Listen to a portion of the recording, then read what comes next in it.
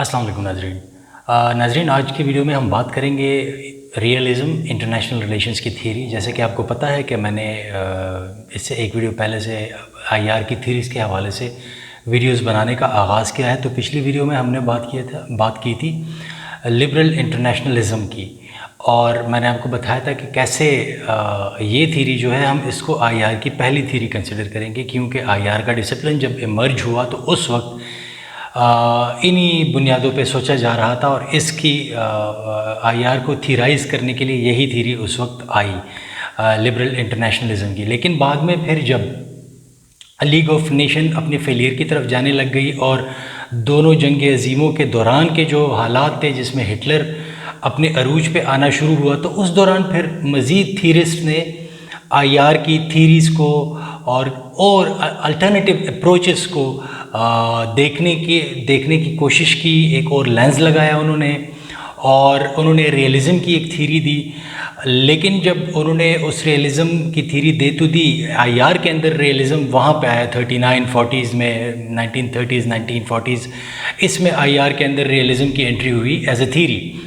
लेकिन जब फिर हम इसके अंदर मुख्तलिफ फ़िलासफ़र्स को पढ़ते हैं, यूरोपियन फ़िलासफ़र्स को, एंशिएंट फ़िलासफ़र्स जो हैं, फिर हमें बात जाती है काफ़ी कई हज़ार साल पहले तक, और हम स्टार्ट लेते हैं तुसिडिस से। तो वहाँ पे उन्होंने फिर स्टार्ट लिया तुसिडिस की फ़िलासफ़ी देखी, पेलोपोनेशियन वॉर्स की जो उनका मेलिन डायलॉग था उसको उन्होंने उसमें समअप किया। रियलिज़म के जो ट्रेड्स थे जो कि वो मॉडर्न एरा में देख रहे थे, जिसको उन्होंने रियलिज़म का नाम दिया था, वो ट्रेड्स उन्होंने वहाँ से उन फ़िलासफ़र्स की फ़िलासफ़ी तुसिडिस से निकाली। फिर इसमें मैक्स वेबर है, निकोलो मैकियावेली है, थॉमस हॉब्स हैं। फिर इन फ़िलासफ़र्स की फ़िलासफ़ीज़ को पढ़ते हुए उन्होंने कहा कि बेसिकली ये बात तो सारी एक ही कर रहे हैं, सिर्फ इन्होंने अपने आप को नाम रियलिस्ट का नहीं दिया हुआ। तो इस तरीके से उन्होंने उसको रियलिज़म का नाम दिया, और उसके अंदर उन्होंने वो क्लासिक टेक्स्ट या वो क्लासिक फ़िलासफ़र्स या वो एंशिएंट फ़िलासफ़र्स उसके अंदर उन्होंने शामिल किए, और फिर उनकी थीरीज़ में जाके वो उसको देखने लगे। अच्छा, रियलिज़म के ऊपर जो एक क्रिटिसिज्म्स तो बहुत ज़्यादा होती हैं, लेकिन इसके ऊपर जितनी भी क्रिटिसिज्म्स होती हैं, रियलिज़म बेसिकली क्रिटिसिज्म कर रही है लिबरल इंटरनेशनलिज्म पे। और लेकिन जब फिर आप रियलिज़म को पढ़ते हैं तो फिर आपको रियलिज़म के अंदर भी बहुत सारी चीज़ों के ऊपर बहुत सारे फ़िलासफ़र इवन रियलिज़म को क्रिटिसाइज़ करते हैं। लेकिन इसमें से जो क्रिटिसिज्म बाहर वाले फ़िलासफ़र्स की आती है वो इतनी नहीं होती जितनी कि with in realist school of thought जो है, जो ब्रॉडर स्कूल ऑफ थाट है रियलिज़म का, उसके अंदर जो फ़िलासफ़र्स हैं जो मुख्तलिफ स्ट्रैंड्स फिर रियलिज़म की लेके आए हैं, जैसे कि डिफेंसिव रियलिज़म, केनेथ वॉल्ड्स आ गया, ये जो मीर शाइमर थे वो आ गए ऑफेंसिव रियलिज़म के। तो इस तरीके से ये जो मुख्तलिफ स्ट्रैंड्स लाने वाले फ़िलासफ़र्स हैं, फिर इनकी तरफ से जिसको हम क्लासिकल रियलिज़म कह सकते हैं, उसके ऊपर फिर तनकीद बहुत हुई, और फिर ये स्ट्रैंड्स जो लेके आए फिर इनके ऊपर भी तनकीद होती रही है। तो ये तो आपको मैंने एक छोटा सा एक ओवरव्यू दिया रियलिज़म का।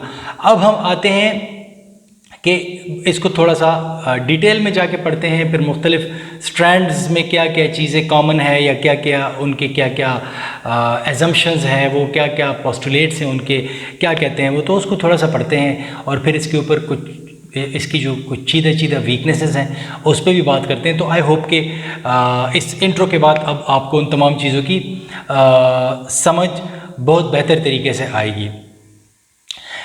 एक बात तो जो मैंने आपको बताई कि इसने लिबरल इंटरनेशनलिज्म की शॉर्टकमिंग्स को हाईलाइट किया। जब हम देखते हैं कि रियलिज़म इंटरनेशनल रिलेशंस के अंदर, डिसिप्लिन के अंदर रियलिज़म कैसे अपनी जड़ें पकड़ रहा है, तो उसमें न्यूबर जो है उनका एक काम था जिसका नाम था moral man and immoral society 1932। तो उसमें उन्होंने लिबरल इंटरनेशनलिज्म के एजम्पशंस को क्रिटिसाइज़ किया था, जिसमें वो ह्यूमन नेचर की अच्छाई के बारे में बोलते हैं कि कॉपरेशन हो सकती है, सबका विन विन। जैसे कि मैंने अगर आपको वो नहीं पता तो आप मेरी पिछली वीडियो देख लें लिबरल इंटरनेशनलिज्म के हवाले से, तो आपको पता चल जाएगा। वो कहते हैं सारा विन विन सिचुएशन होनी चाहिए, ज़रूरी नहीं है कि ऑटोमेटिकली ज़ीरो सम गेम डेवलप हो जाए। तो वो अच्छी ह्यूमन नेचर की जो बातें थी वो उसमें हो रही थी। लेकिन यहाँ पे moral man and immoral society 1932 में ये इस काम में उसको क्रिटिसाइज़ करते हैं, और ह्यूमन नेचर की गुडनेस वाले चीज़ को जो है, उस एजम्पशन को वो क्रिटिसाइज़ कर रहे हैं। फिर हमारे पास दूसरा काम जो आया वो E.H. कार का था, और उनकी बुक थी द 20 Years Crisis, ये 1939 में आई थी उनकी बुक। इन्होंने जो लिबरल इंस्टीट्यूशनलिस्ट थे उनके बिलीव्स को दोबारा इन्होंने क्रिटिसाइज़ किया। उसके अंदर उनको इन्होंने यूटोपियन बोला कि ये ख़याली लोग हैं, तख़य्युलाती दुनिया में रहते हैं, real world doesn't work like this, इस तरह की बातें उन्होंने की हैं। तो और उनको आइडियलिस्ट बोला है। तो यहाँ से भी रियलिज़म की जो थीरी थी उसने IR के डिसिप्लिन के अंदर अपनी जड़ें पकड़नी शुरू कर दी। फिर कार एक और वो करता है, क्रिटिसाइज़ करता है उसी चीज़ को लेके आगे। वो कहता है कि ये जो कॉन्फ्लिक्ट है ना, दिस इज़ इनएविटेबल, ये होके ही रहना है, क्योंकि रिसोर्सेज हमारे पास स्कार्स हैं दुनिया के अंदर, और उसी स्कार्स रिसोर्सेज को कोई ना कोई ग्रैब करने की कोशिश करता है, कभी एक मुल्क कभी दूसरा मुल्क। तो ये रिसोर्सेज की जंग है और हर एक मुल्क रिसोर्सेज को ग्रैब करके अपने आप को पावरफुल बनाने की कोशिश करता है। तो इस वजह से ये तो होगा, जब रिसोर्सेज कम होंगे वही बात होगी, एक अनार 100 बीमार। तो अगर ये वाली बात होगी तो वो कहते हैं कि नहीं जी। तो इस वजह से वो कहते हैं कि ये इंतहाई बेवकूफ़ाना अहमकाना हरकत होगी कि अगर आप कहते हैं कि लॉ एंड ऑर्डर जो है वो with the passage of time दुनिया के अंदर जड़ें पकड़ लेगा, और ह्यूमन नेचर की जो अपने आप को पावरफुल बनाने वाली जो ह्यूमन नेचर के अंदर एक जो एक ट्रेट है ह्यूमन नेचर में, वो ट्रेट टेम हो जाएगी। तो वो कहता है नहीं, ऐसा नहीं होगा, ये ट्रेट टेम नहीं होने वाली, क्योंकि रिसोर्सेज आपके पास कम है। तो जब रिसोर्सेज कम है तो डेफिनेटली उस पर लड़ाइयाँ होंगी। फिर उनका EH कार का ये एक असम्पशन है, और इस तरीके से वो लिबरल इंटरनेशनलिस्ट को क्रिटिसाइज़ करते हैं। उसके बाद फिर एक बहुत बड़ा नाम आता है international relations realist school of thought का, वो है हैंस जे मॉर्गेंथो, और ये क्लासिकल रियलिज्म की बात करते हैं। इनका जो काम था वो 1948 में, मतलब सेकेंड वर्ल्ड वॉर के बाद इनका काम पब्लिश हुआ। एक क्लासिकल रियलिज्म उसमें एक्सप्लेन है। उनकी जो मशहूर काम है, मशहूर जो उनकी बुक है, जो कि IR के स्टूडेंट्स जितने भी हैं वो उसको पढ़ चुके होंगे, अगर नहीं पढ़ी तो लाजमन पढ़िएगा उस बुक को। वो है politics among nations, the struggle for power and peace, 1948 में पब्लिश हुई है। फिर उसको उसके एडिशंस भी आते रहते हैं, तो आप उसको पढ़ सकते हैं।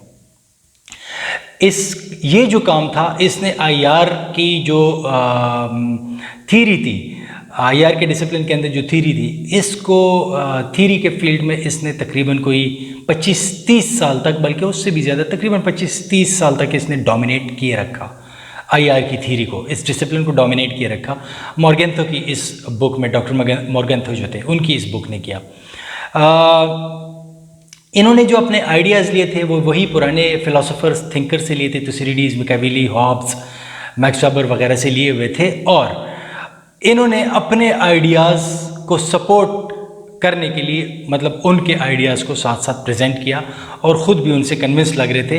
तो अपने आइडियाज़ को सपोर्ट, जब ये अपना आइडिया देते तो कहते थे ये देखें, ये वहाँ पे भी ये बात हुई थी, और ये हिस्ट्री से इसी तरह होता चला आ रहा है। तो इस वजह से ये चीज़ें जो है ये अटल हकीकत है। जब इतने लंबे अरसे तक एक चीज़ आ रही है और वो चेंज नहीं हो रही, 2000 साल पहले, फिर 1500 साल पहले, फिर 1000, फिर 400 साल पहले, और अब भी यही चीज़ें हो रही हैं, तो इसका मतलब है कि ये वाकई रियलिटी है, और रियलिज़म, इन्होंने उसको रियलिज़म ही का नाम दिया। फिर जो मॉर्गेंथो का रियलिज़म था, उसके 3 बुनियादी प्रिंसिपल्स थे। एक उसमें था स्टेटिज़म, दूसरा उसमें था सर्वाइवल, या उसका 3S भी कह सकते हैं, और फिर इनका एक सेल्फ हेल्प था।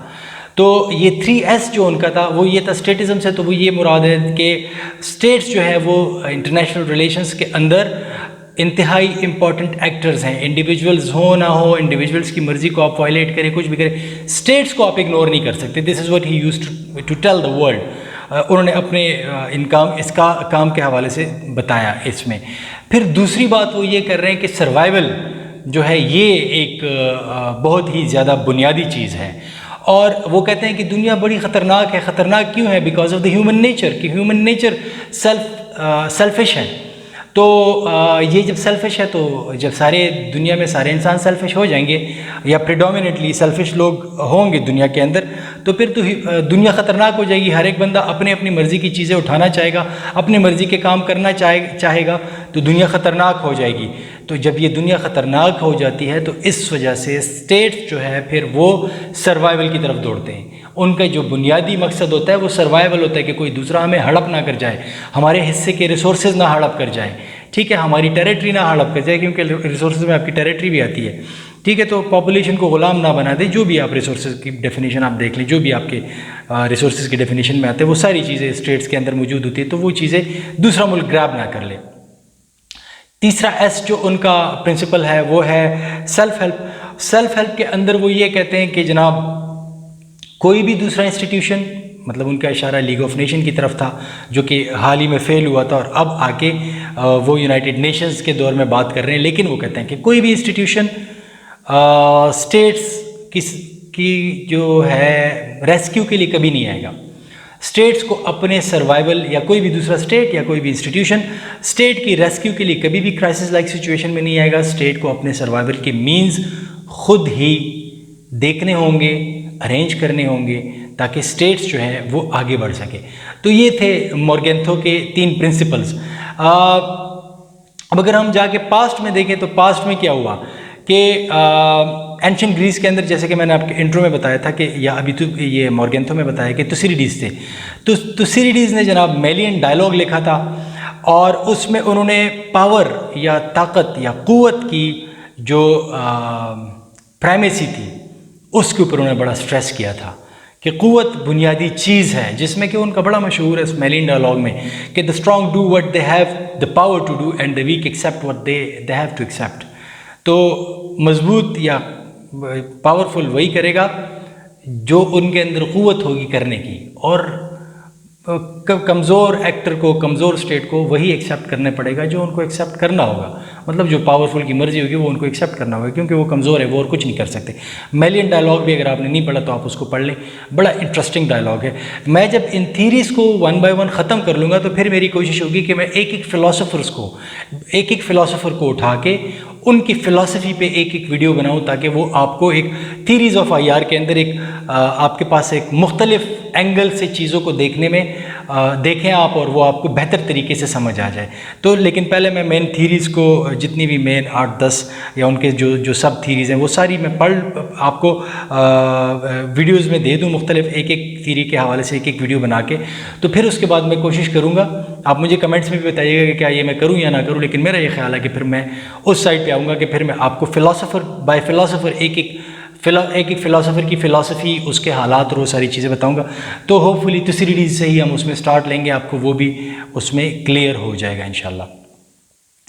अच्छा जनाब, फिर इसके अंदर हमारे पास दूसरे जो फ़िलासफ़र आते हैं वो उसमें निकोलो मैकियावेली आते हैं, और इनकी एक बड़ी मशहूर किताब थी द प्रिंस के नाम से। उन्होंने 1513 में ये किताब जो थी, ये इन्होंने तकरीबन उस 1510 के बाद 1520 के आसपास ये इनकी बुक आ गई थी।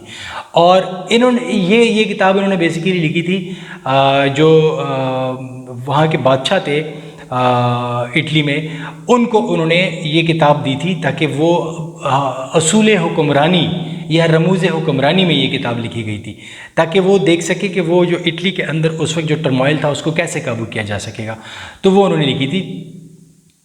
उन्होंने 2 नेसेसरी, जो उनकी किताब को अगर आप पढ़ें तो उनको आपको 2 नेसेसरी चीज़ें उनकी किताब में से मिलती हैं, जो कि एक वाइज रूलर वो समझते हैं कि उनको करना चाहिए। और ये किताब आज भी बहुत सारे जो हुक्मरानी के ऐवान हैं उनके अंदर ये किताबें आपको उनकी लाइब्रेरीज़ में पढ़ी हुई मिलती हैं, वो इनसे मुस्तफ़ीद होते रहते हैं। और बहुत सारे जो पॉलिटिकल लीडर्स हैं दुनिया में, चाहे वो अपोजिशन में होते हैं या वो गवर्नमेंट में होते हैं, उन्होंने ये टेक्स्ट, ये क्लासिकल टेक्स्ट जो होते हैं ये पढ़े हुए होते हैं और वो पढ़ रहे होते हैं। तो ये बहुत इंपॉर्टेंट चीज़ें हैं जो उन्होंने बताई थी। तो वो जो दो उन्होंने वाइज हुक्मरान के लिए 2 चीज़ें बताई थी, उसमें कि वो ये कहते हैं कि principles are more important than policies are more important than principles, not principles are more important than policy, but policies are more important than principles. अगर आपने उसूल बनाए हुए और आपने एक पॉलिसी बनाई है और कई दफ़ा आपको लगता है कि आपके उसूल आपको कंप्रोमाइज़ करनी चाहिए, तो वो कहते हैं कि जनाब आप पॉलिसीज़ बना लें, उसूलों को आप गोली मारें। आप पॉलिसी बना के दे दें, फिर उसूल चलते रहेंगे। उसूल आपके इंडिविजुअल होते हैं, लेकिन पॉलिसी आपकी एक यूनिवर्सल होती है। तो आप यूनिवर्सल चीज़ बनाएं, उसूलों पे कंप्रोमाइज़ आप करें। अगर कहीं पे पॉलिसी और उसूल के अंदर टकराव नहीं है तो ठीक है, लेकिन जहाँ पे पॉलिसी और उसूल के अंदर टकराव आता है तो उसूल को तर्क कर दें, पॉलिसी को आगे ले जाना चाहें। और फिर वो कहते हैं कि जो भी आपका एंड होता है वो आपके मीन्स को जस्टिफाई करता है।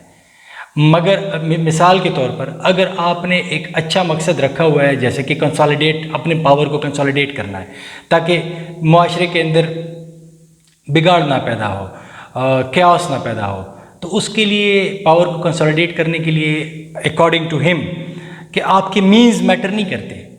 आपने लोगों को, जो आपके ओपोनेंट्स हैं, उनको आपने उठा के जेलों में डाल दिया, उनको आपने उठा के मार दिया, ख़त्म कर दिया, जो भी आपने मीन्स अडॉप्ट किए वो मैटर नहीं करते, क्योंकि आपके मीन्स को जस्टिफाई करते हैं आपके एंड्स। तो ये निकोलो मैकियावेली की बात थी, और आजकल आप दुनिया में देखिए यही हो रहा है कि आप अपने इंटरेस्ट के लिए कुछ भी करने को तैयार हैं, आपके मीन्स को जस्टिफाई किया जाता है बाय योर एंड्स। दुनिया यही कर रही है, तो इसीलिए इसको रियलिज़म का नाम दिया गया है। तो इसके ऊपर क्रिटिसिज्म बहुत ज़्यादा आ सकती है, लेकिन रियलिज़म ये कह रहा है। फिर एक और टर्न आया रियलिज़म के अंदर, और वो था स्ट्रक्चरल रियलिज़म, और ये 1979 ऑनवर्ड्स ये डिबेट जो है वो इंटरनेशनल रिलेशंस की थीरी के अंदर आनी शुरू हो गई। इसने आईआर की थीरी को डोमिनेट किया, और इसमें बड़ा नाम, जो सबसे बड़ा नाम है, वो केनेथ वॉल्ट्ज का है, डिफेंसिव रियलिज्म या स्ट्रक्चरल रियलिज्म। वो क्या कहते हैं? वो कहते हैं कि ये जो आप कहते हैं कि दुनिया ऐसी है तो ह्यूमन नेचर ऐसा है तो इसलिए दुनिया ऐसी है, तो वो कहते हैं नहीं, ऐसी बात नहीं है। दुनिया जैसे भी आपको नज़र आ रही है वो इसलिए ऐसा बिहेव करती है क्योंकि स्ट्रक्चर दुनिया का ऐसा है। जो पॉलिटिकल स्ट्रक्चर है पूरी दुनिया में, वो पॉलिटिकल स्ट्रक्चर दुनिया को वो तमाम चीज़ें करने पे मजबूर कर रही है जो आप एट्रीब्यूट कर रहे थे, क्लासिकल रियलिस्ट को कहते हैं, जो आप एट्रीब्यूट कर रहे थे ह्यूमन नेचर के साथ। तो वो ह्यूमन नेचर उसकी कॉज नहीं है, वो ये कह रहे हैं, बल्कि इंटरनेशनल पॉलिटिकल या ग्लोबल पॉलिटिकल स्ट्रक्चर उसकी कॉज है। स्ट्रक्चर ही ऐसा है कि स्टेट्स को ऐसा करना पड़ रहा है, वो ये कह रहे हैं। इन्होंने डिफेंसिव रियलिज्म, मतलब वो स्टेट जो भी कर रहे हैं वो अपने डिफेंस में ही कर रहे हैं, तो बेसिकली वो डिफेंसिव रियलिज्म की तरफ चले गए, और वो कहते हैं कि स्टेट्स अपनी सिक्योरिटी को मैक्सिमाइज करना चाहते हैं क्योंकि अनार्की है, सर्वाइवल ऑफ द फिटेस्ट हो रहा है, और स्ट्रक्चर ऐसा बना हुआ है। लेकिन it is not because of the human nature और the flaws in the human nature, it is because of the flaws in the international structure. ये उनका जो मेन अजम्पशन है केनेथ वॉल्ट्ज की, तो ये उनकी अजम्पशन है या उनका अजम्पशन है। फिर इस तरीके से उन्होंने रियलिज्म के लिए प्रॉपर साइंटिफिक बुनियाद रखने की कोशिश की है केनेथ वॉल्ट्ज ने। इनके ऊपर भी बहुत ज़्यादा क्रिटिसिज्म हुई है, लेकिन अब हर एक को, जब मैं फ़िलासफ़र्स को देखूंगा तो फिर इसमें हम आके इनको अलग-अलग पढ़ लेंगे, लेकिन यहाँ पे इस वक्त हर एक फ़िलासफ़र को अलग-अलग डील करना जो है, रियलिज्म पे बात कर रहे हैं तो फ़िलासफ़र्स को अलग-अलग डील करना थोड़ा सा हम अपने टॉपिक से हट जाएंगे, क्योंकि आइडिया पे हम फोकस कर रहे हैं, सिर्फ फ़िलासफ़र पे फोकस नहीं कर रहे। तो इसको फिर हम वहाँ पे जाके, जब मैंने आपको बताया कि इसके बाद ये सारी थीरीज हो जाएंगी, तो फिर इंशाल्लाह उस पर हम वहाँ पर बात करेंगे। जॉन मीरशाइमर जो हैं वो 2001 में उनकी थीरी आई ऑफेंसिव रियलिज्म की। वो कह रहे हैं कि स्टेट्स जो हैं वो पावर मैक्सिमाइजेशन की तरफ जाते हैं। उन्होंने वॉल्ट्ज को क्रिटिसाइज़ किया क्योंकि यही बेस्ट पाथ है टूवर्ड्स पीस। जब हर एक इंतहाई पावरफुल हो जाएगा तो फिर खुद ब खुद पीस आ जाएगा। ऑफेंसिव रियलिज्म है, ठीक है, हर एक बंदा लेस है हथियार से, हर एक मुल्क प्रॉपरली आर्म्ड है, हथियार मिलिट्री से लेस है, तो कोई भी मुल्क दूसरे पे अटैक नहीं करना चाहेगा, ठीक है, क्योंकि हर एक ही मुल्क लेस है मिलिट्री से। तो ये एक बेस्ट पाथ टूवर्ड्स पीस है, पावर मैक्सिमाइजेशन ऑफ पावर जो है, या हर एक मुल्क अपने आप को इसलिए पावर मैक्सिमाइजेशन की तरफ लेके जा रहा है कि ये बेस्ट पाथ टूवर्ड्स पीस है, वो ये कह रहा है। बल्कि वो केनेथ वॉल्ट्ज को क्रिटिसाइज़ कर रहे हैं। वो कह रहे थे कि स्ट्रक्चर ही गलत है और हर एक को अपना डिफेंस करना होता है, तो इसलिए मैं पावर गेन करने की कोशिश करते हैं। कहते नहीं, डिफेंस नहीं, ये पाथ टूवर्ड्स पीस है कि ये अगर आप हर एक को लेस कर देंगे तो बस पीस हो जाएगा। फिर कोई भी बंदा जो है वो दूसरे के साथ लड़ने की नहीं सोचेगा। लोग तभी लड़ते हैं जब अगला आपको कमज़ोर नज़र आता है, वरना तो अगर आपको अगला तगड़ा नज़र आता है तो फिर आप क्यों लड़ेंगे उसके साथ? आप अपना तो नुकसान नहीं करने वाले लड़ाई की आड़ में। लड़ाई की आड़ में तो आप दूसरे को डैमेज करके अपने आप को पावरफुल साबित करना चाहते हैं। तो असल में उनका ये था। फिर रैंडल थे 1996 में, इन्होंने न्यू क्लासिकल रियलिज्म दिया। और न्यू क्लासिकल रियलिज्म जो है, इसको अगर आप देखें तो ये बुनियादी तौर पर फॉरेन पॉलिसी को डील करता है कि जो आपके डोमेस्टिक हालात होते हैं वही आपके फॉरेन पॉलिसी में रिफ्लेक्ट हो रहे होते हैं। तो स्टेट के अंदरूनी और बैरूनी तो न्यू क्लासिकल रियलिज्म जो है वो असल में इस चीज़ को देख रहा है। तो इन्होंने न्यू क्लासिकल रियलिज्म जो है रैंडल ने जो था, रैंडल श्वेलर है मेरा ख्याल है इनका पूरा नाम, वो सेकंड नेम मुझसे प्रॉपर प्रोनाउंस नहीं हो रहा, इफ़ आई एम रॉन्ग तो आप सही वाली प्रोनाउंसिएशन देख लें, लेकिन रैंडल श्वेलर है इनका नाम, SCHWELLER, ये इनका नाम है पूरा। तो इन्होंने ये बात की थी और वो कह रहे हैं कि not all states have similar interest. असल में तो न्यू क्लासिकल रियलिज्म मैंने आपको बता दी कि वो है क्या, लेकिन जो उनका एक कोट है जो मशहूर मैक्सिम है वो आप ले लें कि not all states have similar interest. फिर वो आप कहते हैं कि स्टेटस को स्टेट्स और स्टेट्स कैन बी स्टेटस को स्टेट्स और रिविजनिस्ट स्टेट्स। तो मतलब फॉरेन पॉलिसी हर एक स्टेट की एक जैसी नहीं है, कोई स्टेटस को स्टेट्स हैं। आप देख लें अमेरिका को, वो स्टेटस को बरकरार रखना चाह रहा है आज की दुनिया में, वो नहीं चाहता कि ये जो उसका अपर एज है वो दुनिया में पावरफुल है, कोई और आके उसको चैलेंज करे, वो ईरान हो, वो पाकिस्तान हो, वो चीन हो, वो कोई भी मुल्क हो, वो उसको चैलेंज करे। दूसरे साइड पे रिविजनिस्ट स्टेट्स होते हैं जो कि कहते हैं नहीं हमें स्टेटस को मंजूर नहीं है, हम तो इसको अपने फेवर में करके दम लेंगे, तो वो रिविजनिस्ट स्टेट वाली बात उसमें आ जाती है। ठीक है, तो फॉरेन पॉलिसी अप्रोचेस भी मुख्तलिफ स्टेट्स की मुख्तलिफ होती है। तो न्यू क्लासिकल रियलिज्म में असल में वही फॉरेन पॉलिसी वाली बात हो रही है। फिर इसमें 1998 में आपको फरीद ज़करिया जो कि एक एंकर पर्सन भी है, फ़िलासफ़र भी हैं, उनकी भी बात आ जाती है CNN पे। ये मेरा ख़्याल है 360 डिग्री का एक प्रोग्राम करते हैं शायद, तो फरीद ज़करिया है ये, इनका था। ये भी कहते हैं कि not all states are like units, सारे के सारे ममालिक एक जैसे यूनिट्स नहीं होते, वो ये कहते हैं। कुछ स्टेट्स जो होते हैं वो अपनी जो नेशनल पावर है उसको स्टेट पावर में अच्छे तरीके से ट्रांसलेट कर पाते हैं और कुछ नहीं कर पाते। तो इसका मतलब ये है कि सारे स्टेट्स एक जैसे यूनिट्स नहीं हैं। रियलिज्म में तो आपको स्टेट को यूनिट करके प्रेजेंट किया जाता है ना, तो स्टेट यूनिट तो है लेकिन एक जैसे यूनिट्स नहीं है। कुछ यूनिट स्ट्रांग है, उनमें इतनी कैपेसिटी है कि अपनी नेशनल पावर को स्टेट पावर में ट्रांसलेट कर सके, कुछ में इतनी कैपेसिटी नहीं होती कि अपनी नेशनल पावर को स्टेट पावर में ट्रांसलेट कर सके। तो ये उनका एजम्पशन है फरीद ज़करिया का।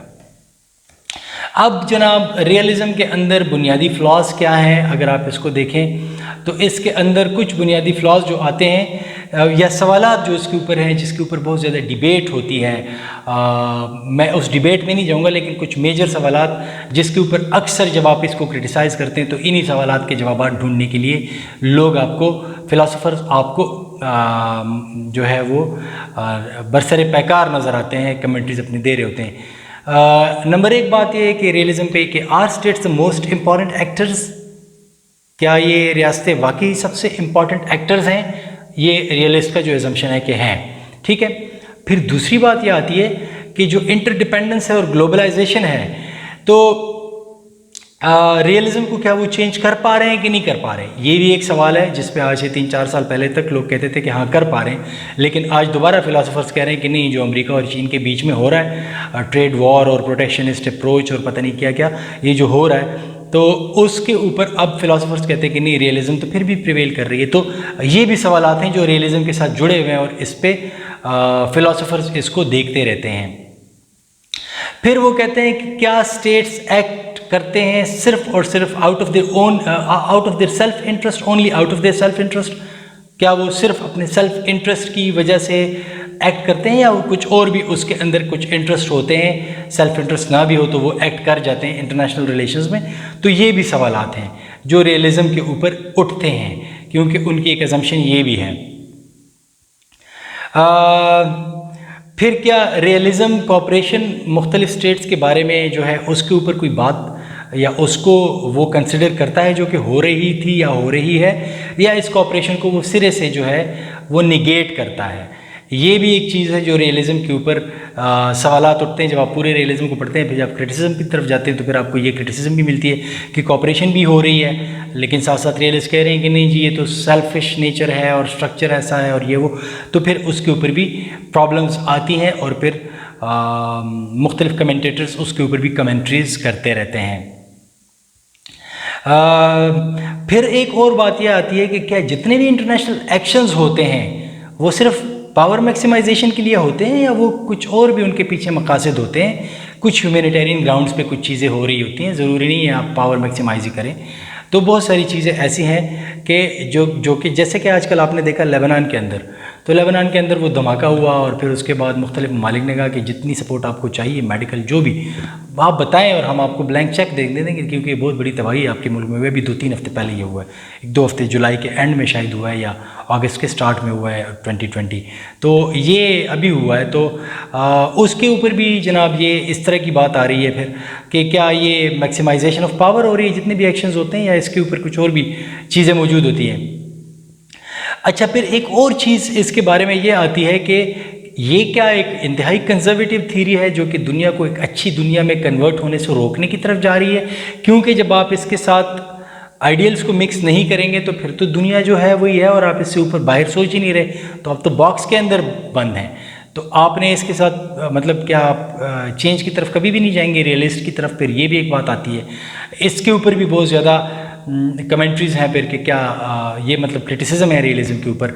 और फिर एक और चीज़ आती है कि जब आप ये तमाम चीज़ें कहते हैं, जैसे कि आपने कहा कि आपके जो एंड्स हैं वो आपके मीन्स को जस्टिफाई करते हैं, मुख्तलिफ ममालिक यही बातें करते हैं, तो क्या आप एथिक्स भी इसमें कोई चीज़ है, इसको आप कंसिडर भी करेंगे, या ये बिल्कुल अनएथिकल एक थीरी है रियलिज़म और इसमें मॉरल्स और वैल्यूज़ और कुछ भी नहीं है इसके अंदर?